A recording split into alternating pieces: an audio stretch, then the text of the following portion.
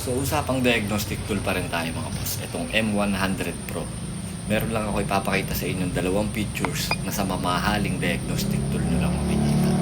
Pakita ko lang din sa inyo yung mga motor na kaya niyang basahin. Ayan, napakarami. BMW, Aprilia, Ion, Bajaj, Arctic, CF Moto, Pit, no? Halos kompleto na talaga to.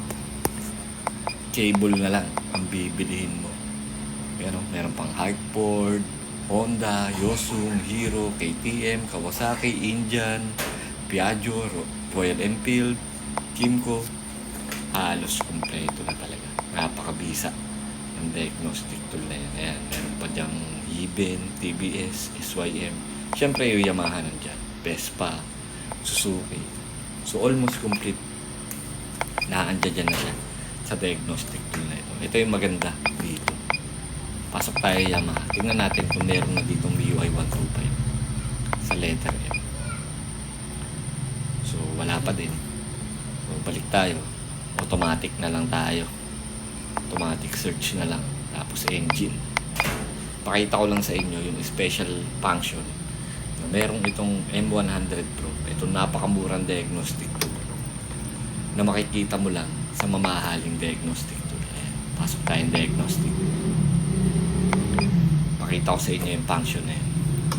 Kung ano yun. Importante yun para maibalik mo sa default yung settings ng iyong ECU. Wait lang natin pumasok. Yan. M3 po yan. Naka-digital lang yung gauge. 160cc. Kargado po ito.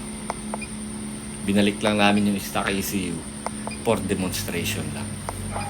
May pakita yung special function itong M100 Pro. D87 and D88. Ayan, nasa D70 na tayo. Ayan. D87 meaning to say air fuel control learning data erasure.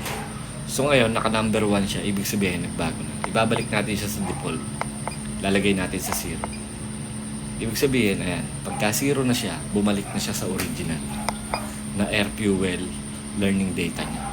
No? Kumbaga, nire-learn mo na yung ECU para bumalik sa original. Pati yung setting altitude, ayan, kanina naka 1. Ito naman yung D88 function. Yung altitude naman, kusayan nagbabago. Depende kung saan ka pumupunta, mataas na lugar, city driving ka lang, kusayan nagbabago. Pero pwede mong ibalik sa original na 0. Dun sa aking M100 na J-Diag din, nakikita siya pero hindi mo pwedeng baguhin. Hindi siya gumagana. So, testingin natin yung start. Itong motor ni Ben. Testingin natin kung nakakabasa ng parameters.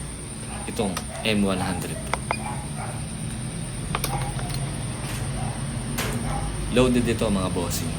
Medyo mahihirapan tayong paanda rin to dahil naka-racing ECU to. Binalik lang namin sa stock. Medyo mahirap paanda rin. Na dahil ito ay naka-auto sa racing ECU talaga. Yung kanyang stock ECU ay standby lang.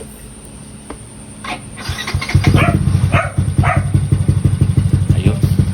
Napaandar na. Napaandar na. So ayos naman. Ayos naman yung mga parameters no? Sa kanyang stock ECU. Kahit kargado. So pakita ko lang sa inyo. May nakasalpak.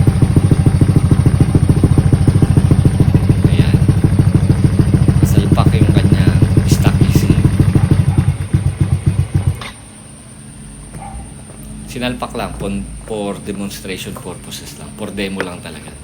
Pero ang gamit niya talagang ECU ay eto. Ayan. Pitts Bike. MIU 125. 24 pin. M3 yan. Programmable po yan. Yan yung aking tinotono nung nakaraan.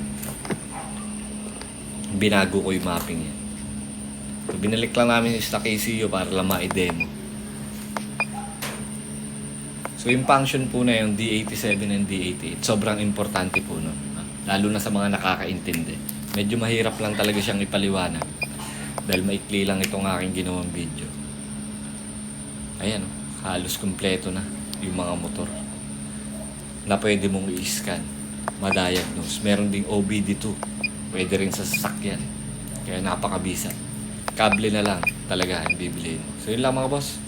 Dinemo ko lang sa inyo yung M100 Pro. Napakamura pero legit.